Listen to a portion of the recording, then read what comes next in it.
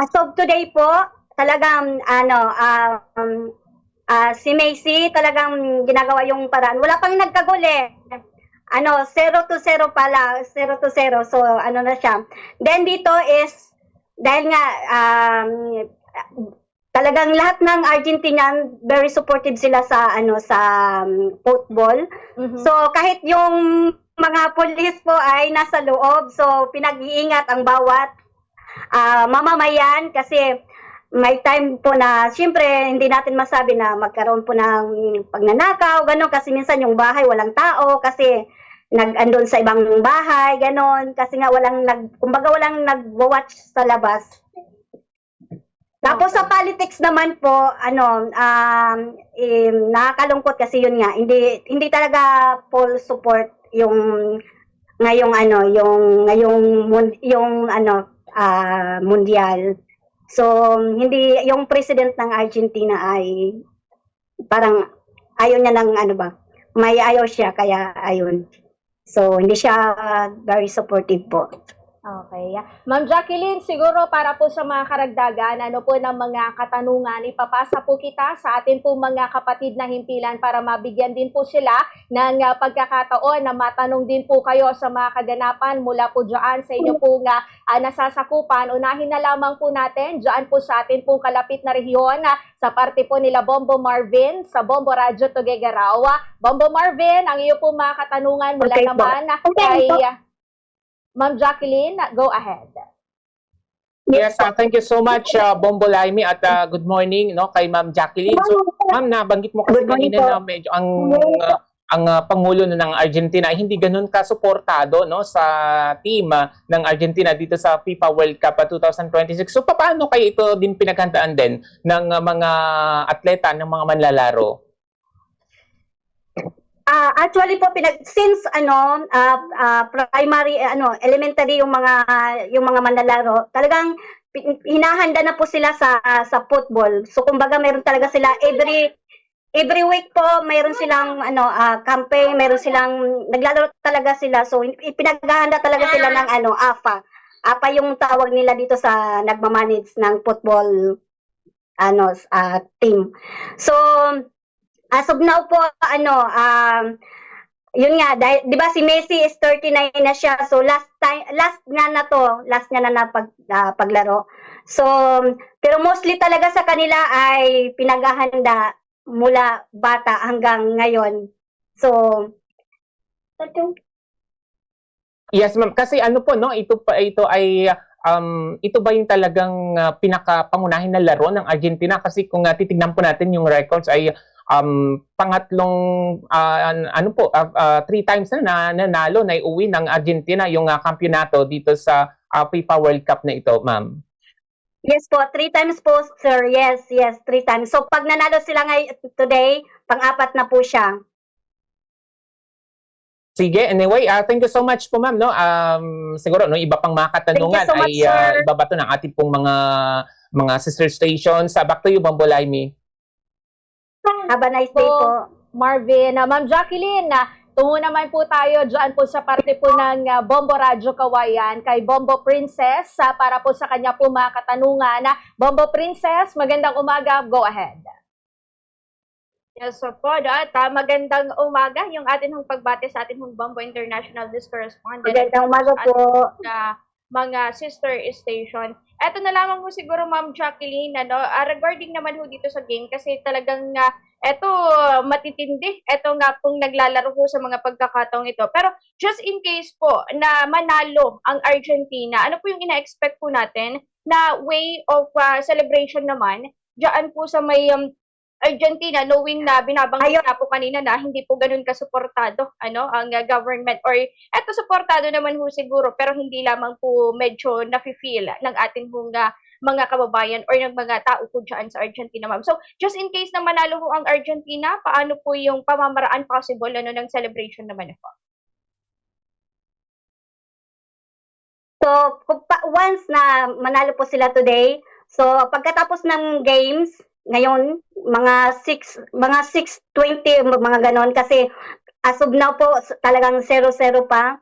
So, pag nanalo yung Argentina, pinagpipray namin na sana manalo, Lahat ng tao, lalabas po ng bahay, pupunta sila doon sa encounter place na doon magsi-celebrate lahat. With trumpets, with sombrero, with tambo, drums, malalaki, with flags. Tapos talagang ipagkakanta silang lahat, yung ganon. So talagang makikita mo yung support nila. Bawat province ng Argentina, especially doon sa Buenos Aires, yung capital ng Argentina. So talagang ang tao sobrang hindi mo ma-explain kung gaano kasaya, kung gaano sila ka supportive, kung gaano sila kapasyon sa soccer.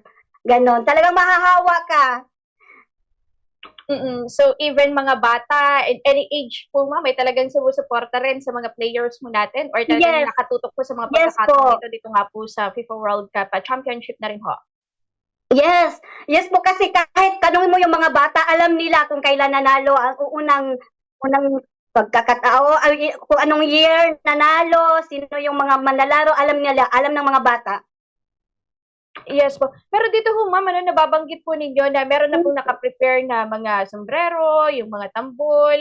So talagang napaghandaan na po siya. Pero pagdating naman po Hello sa eto nga pong mga kagamitan ma'am, like siguro meron po yung mga keychain para po sa ginagamit ng football or dito nga po sa larong ito. Meron na rin po ba yung mga nabibili, mga stuffed toys or anything po ma'am na nagpapakita na ang Yes. Argentina rin ay Yes po. atungtong dito nga po sa championship po. Yes, sobrang dami ng dapat mong bilhin. Like yung t-shirt, like yung dress, pants, sapatos, stickers, panglagay sa ref. So lahat po ng mga pwedeng bilhin dahil nga sa mundial. So talagang mayroon na pati yung tasa, ganon, yung baso, plates. Yan na lamang ho siguro sa akin, Ma'am Jacqueline, at ibibigay Yes, ko so na much. lamang din ito nga pong pagkakataon sa amin din pong mga kasamahan, sa mga sister station po namin para makapagtanong naman. Back to you, Bombo Limey.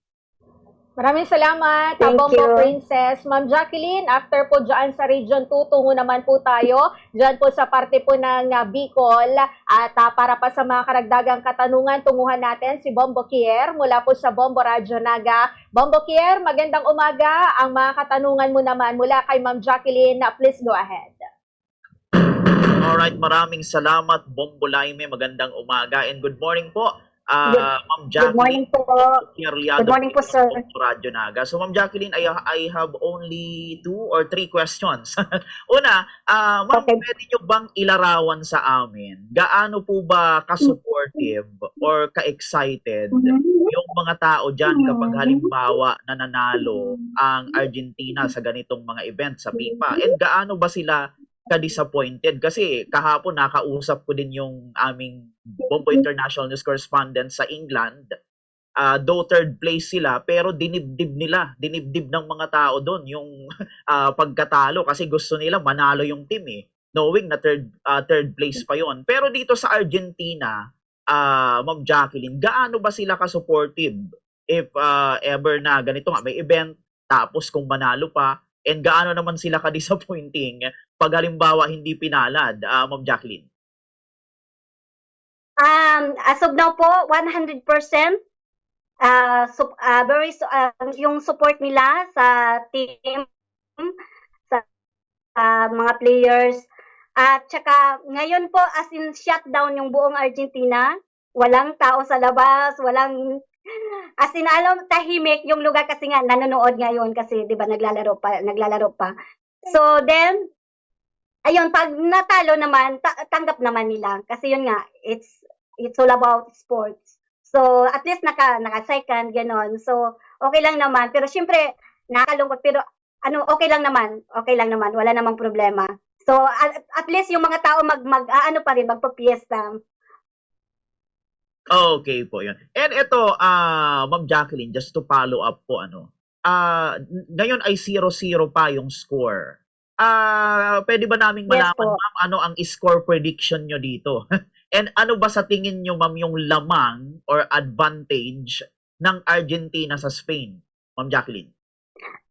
Ang laman, para sa akin, no, so parang yung score is 2-1, ganon. So, 2 sa Argentina, 1 sa Spain.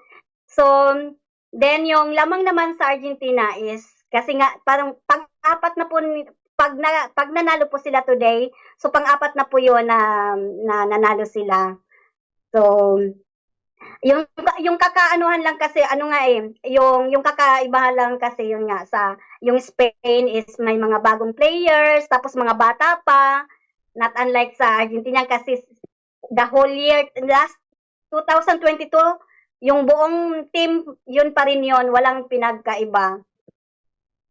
Opo, yun. At bilang panghuli, Ma'am Jacqueline, ano kayong mga Filipino community, especially kayo, Ma'am, saan po kayo nanonood ng laban? Sa mismong stadium po ba kayo, Ma'am Jacqueline?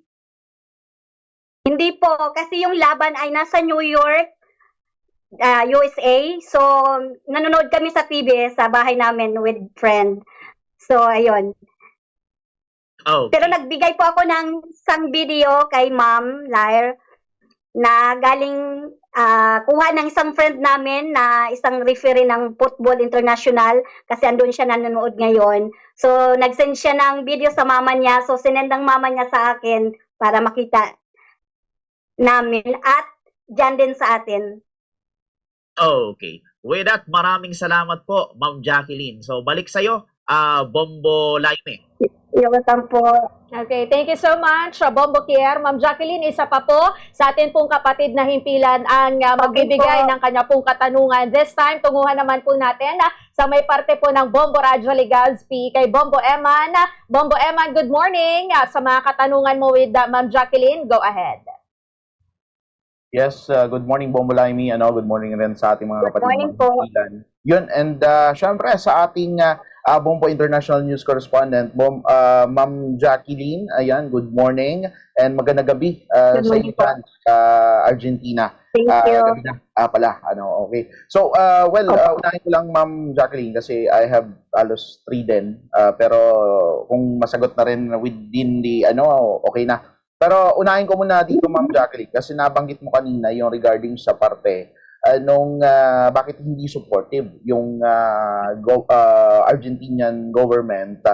Is there an issue? Ano ba yung nasa likod nito? Kung bakit hindi supportive masyado ngayon ang Argentinian government na, well, isa ito sa mga tawag nito, well, nasabi mo na nga na pwedeng historical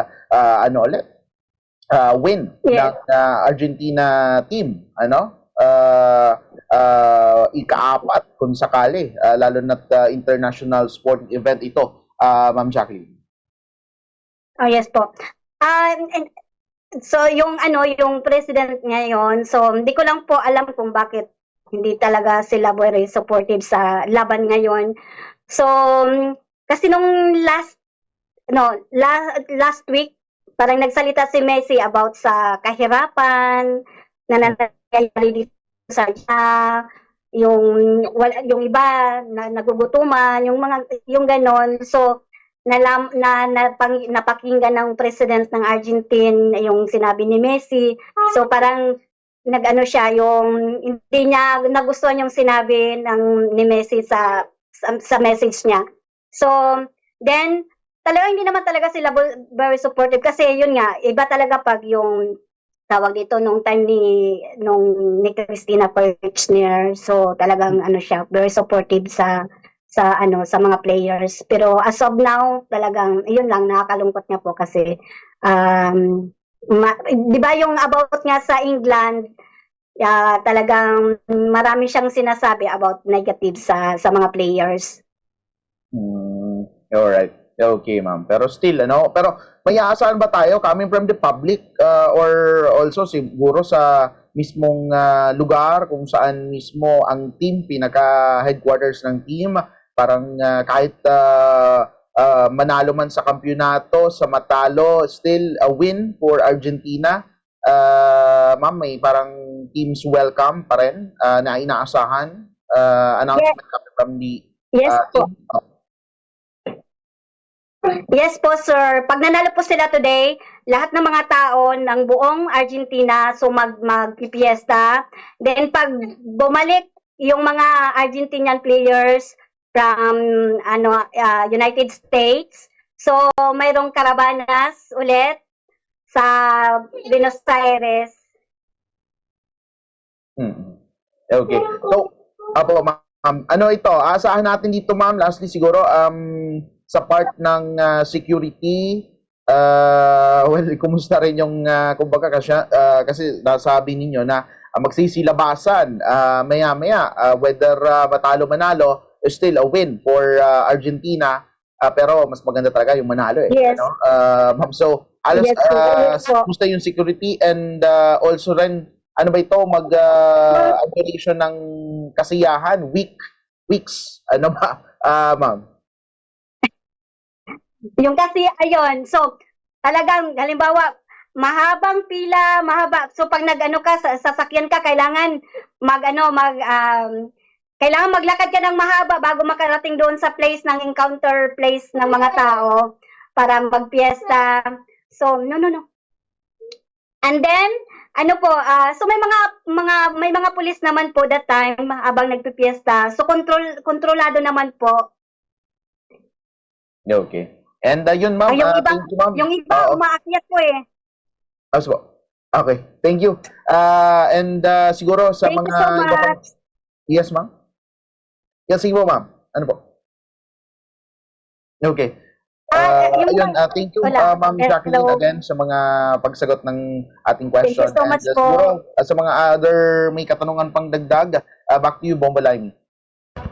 Okay, maraming Thank you. salamat, Bombo Eman, sa mga katanungan. Siguro, Ma'am Jacqueline, bago ka namin napakawalan sa atin pong tie-up, baka meron ka pang nais, ano po na maibahagi na hindi po nasaklawan ng amin po mga pagtatanong mula po dyan sa inyo pong nasasakupan. Go ahead po, Ma'am Jacqueline. Opo. Dito sa Argentina kasi talagang yung passion nila nakakahawa po. Tapos alam mo yung support ng buong sambayanan kasi tawag dito mapi-feel mo talaga eh, 'di ba? Not unlike sa atin na yun nga, kahit province yan na maliit, talagang very supportive po sila. Not unlike sa atin na kapag nasa province ka parang wala lang ganon. Dito talagang ibibigay nila lahat.